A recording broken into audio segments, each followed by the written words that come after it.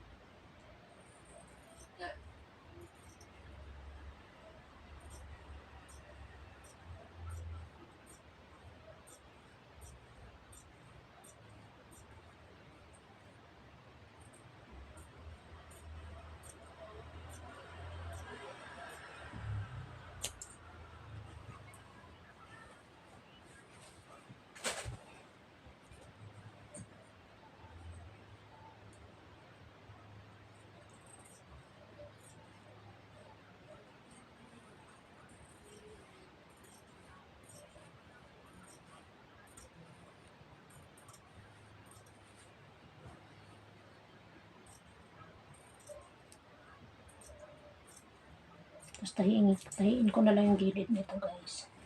Yan. Tapos yung tahi na lang. Yan. Nakagawa ko ng tatlong blue, tatlong puti. Kaya, lima lang kailangan namin. Pwede ko ibigay sa kanila yung iba. Yung isa. Yan, diba? Kaya, yes, makakagawa ko. Table napkin.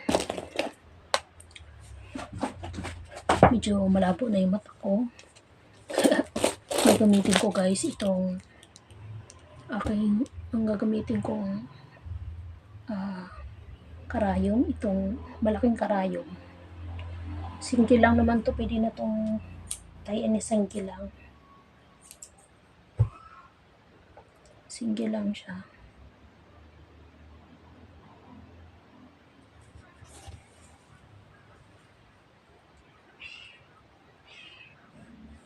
Ayan.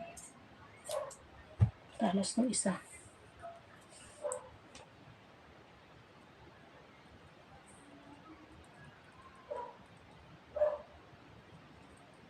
Lock natin yung dulo.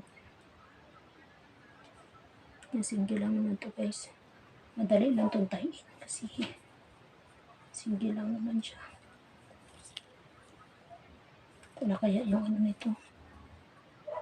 Talikuran ito.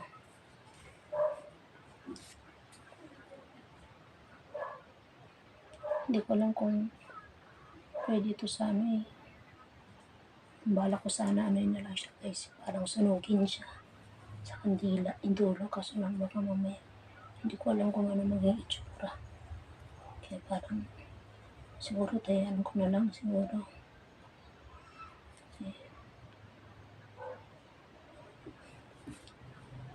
Wala naman siya. Wala nito. Wala naman siya, maliit lang. Ano lang naman siya. Manipis lang. Siguro tahian ko na lang yung dulo niya. Hindi na to kahit manipis lang tahi.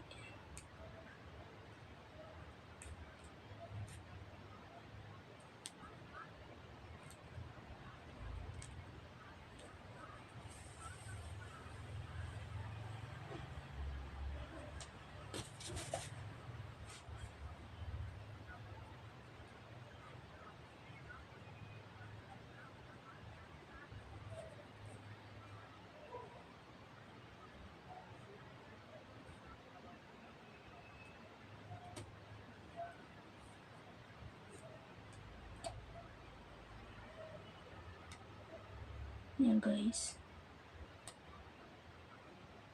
Sarap mag-aral na mahirap. Sa akin kasi guys, mahirap sa akin yung ano. Siyempre sa edad ko 51, running 52 na ako. In this February. Yung computer. Yan. Medyo nahirapan ako. Pero pwede naman kung talagang aralin. Susubukan ko pa rin kasi yung sa akin yung pag-report doon talaga ako alam mo naman, mahina ako pagdating sa gadget. Eh ngayon, more computer. Alam mo naman ngayon, nabubuhay ang tao ngayon sa social media. Diba? Kaya kailangan natin makisabay. Mga bata ngayon, ang kagaling nila pagdating sa gadget. Diba? Talo pa tayo mga matatanda.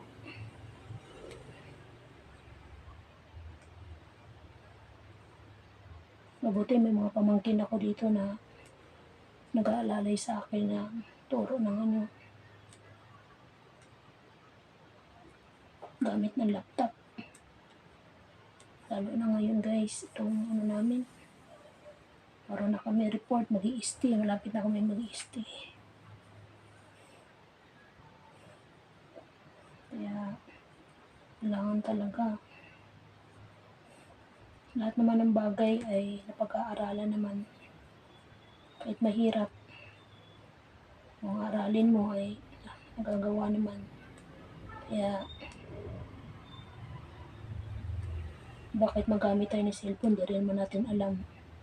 Sa tagalan, natutunan na rin din natin gumamit ng cellphone, diba? Ganon din. Laptop, computer, tagalan matututunan na lang din natin. Kaya, yun na siya. Tsaga lang aralin.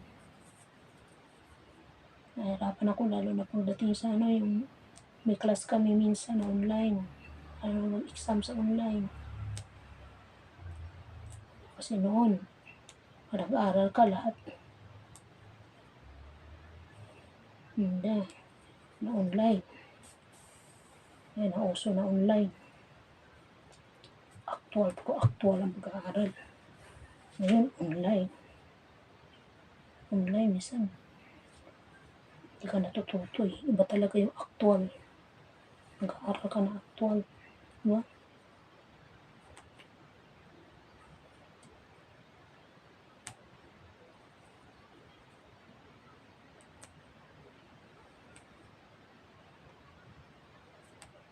Kanina.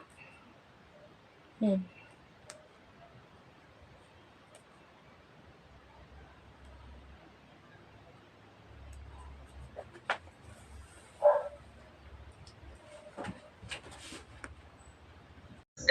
We are different from one another. Okay, meron tayong tinatawag na restricted or brief essay. Pagka ganoon, limited writing lang. For example, sinabi ng teacher, halimbawa na sinabi ni Miss Willie Ann, okay class, no? Ito ang questions. Ayan. So, in 2 to 3 sentences, okay, write your answer no, in this question. Very brief yun. Specific. Not more than, no? 3 sentences, no? Pwede nang magkaroon ng sagot itong tanong sa essay. Pero meron din tayo, yung extended. Pagka extended ay talagang yan, allowing more freedom, no? To express ideas, no? And you are going to use synthesizing skill. Halimbawa na dito ng sub-brief questions natin. Or restricted essay. Halimbawa na, why did early Filipino revolts fail? Cite and explain 2 reasons. Specific. Binigyan lang kayo ng 2 dahilan. Okay. Pero dito sa extended, explain your position on the issue of charter change, no? In the Philippines. Kanya-kanya tayo ng view. You have your freedom to express, no, your idea. So, yun yung essay. Ano nga yung advantage? Bakit kinakailangan magbigay tayo ng essay? Ako, kailanman talaga, hindi mo pwedeng mabuo ang aking exam without essay. Bakit? Dito ko nasusukat yung inyong comprehension level. Okay? Diba? Understanding is really essential. So, freedom to respond eliminates guessing. Ayan. Kung sa objective types of test, no, ay nagkakaroon tayo, no, ng guessing. Yan. Dito, hindi. Tayo pwede mag-guess. Diba? So, for practical small group, yan, pwede. Reduces assembling time, less time needed, no, for preparation and distribution. Pero, no, halimbawa na, yun ang advantage ng essay. Madali natin gawin. No? Easy to construct. Diba, sinabi sa inyo ng principal, Miss Willie Ann, no? Submission na ng inyong grades. Submission pa na ng inyong test question for this afternoon. Ang due date. Tapos mamaya may online. Ako, ngarag-ngarag ka. Ngarag-ngarag si Miss Willie Ann. Hindi malaman kung paano siya magsasubmit. Wala nang time. Essay na lang inibigay ko. Ayan. Essay na lang, 10 essay. Siguro good for 1 hour. Yun ang kainaman, no? Yun ang isang advantage, no, ng essay. Madali natin i-construct. Pero, in terms of scoring, wow, my goodness, napakatagal. Napakatagal, di ba? Kung meron si Miss Willie Ann na 200 bata, siyempre, kung 4 na section ba naman ang kanyang, awak the same level, the same subject. 200 bata, babasahin mo lahat ng essay noon. Diba? At meron tayong technique, class, sa pagbabasa ng essay. Halimbawa na, question number 1. Yung question number 1 na yun muna ang iyong i-score. Yung 200 mong estudyante, i-scorean mo for question number 1. Bakit? Hindi mo pwedeng si Juan de la Cruz, no? Kung 1 to 10 ang kanyang essay, sasagutin mo kaagad yun o babasahin mo lahat yun. Hindi. Isa-isa lang. Magdoon ka muna sa question number 1 para at least, no, yung momentum, yung iyong pag-iisip, no, ay hindi mag-divert, no, sa iba. Ayan. Parang bar exam class. Ang bar exam ng mga lawyers, ano yan? Essay. Hindi yan multiple choice. Kaya yun yung kumukuha ng bar exam yung anak ko, alam niyo ba, ang aking dasal, sana po, no, yung mag-check, no, sana po si Justice, kasi mga Justice ang nag-check yan mga examiner. Sana po si Justice walang hangover. Sana po si Justice, no, walang nararamdaman, no, na masakit sa katawan, kasi apektado. Sana po si Justice, no, ay very lenient. Yun ang aking mga dasal, no? So mawawala tayo, class, no, sa ilang sandali. Okay. Pero nga, no, 2 hours kami ito lang ang, hindi na ako gagawa, no, ng panibagong link, class, kasi mauubos na yung aking, mauubos na yung aking load, no? Ayan. So, yun na lang, no? So, essay, no, is another types of exam, no, which is considered as subjective. Okay. So, mahirap i-check, no, scoring for the essay. Unlike, no, with objective. Ang objective types of test, mahirap i-construct, pero in terms of scoring, mabilis, madali. Because we have a specific answer, no, for that. Okay? So, naintindihan nyo? Wala, guys. Gagawa naman ako, guys, dahil malapit ng Valentine's Day. Gagawa naman ako ng heart fold.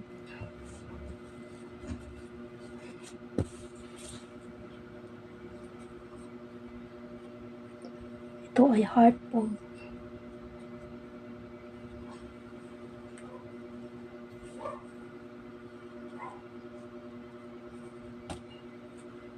Heart fold to, guys.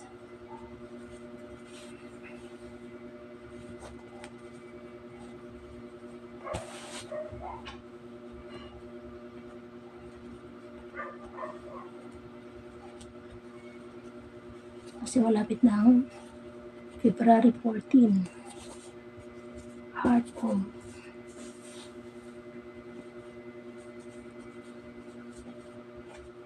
Itong ginawa ko guys na heart fold ay para to kay Analing, kay Dindo. Yan, heart fold. Yan, pagkatapos ito, ganyan siya. Ganun din yung isa. Yan siya guys, heart fold. Diba? Puso. Heart fold.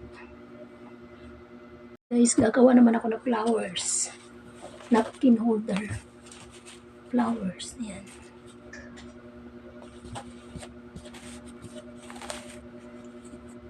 Kailangan pantay siya guys.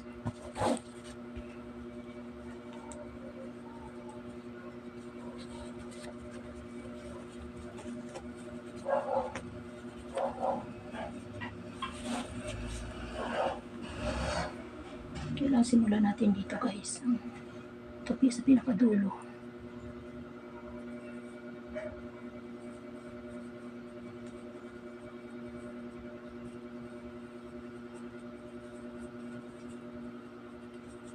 Kasi 10 yung gagawin namin guys eh.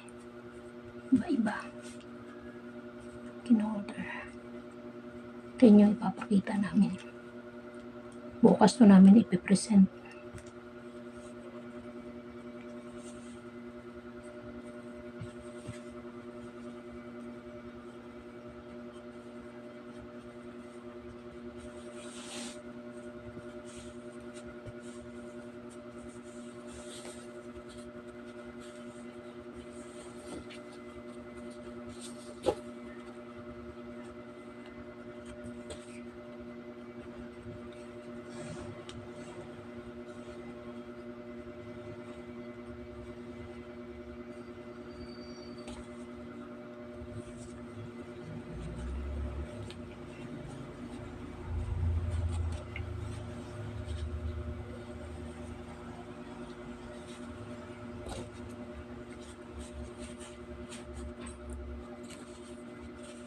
Guys, flowers.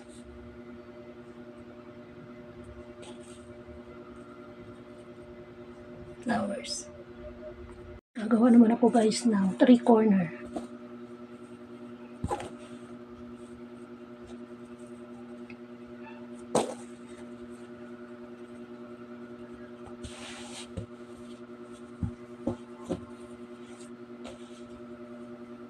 Three corner ang tawag dito. Tabi natin dulo. Ganoon din guys sa kabila. Ito sila.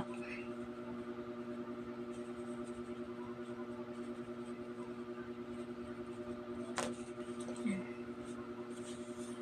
Three corner tawag dyan.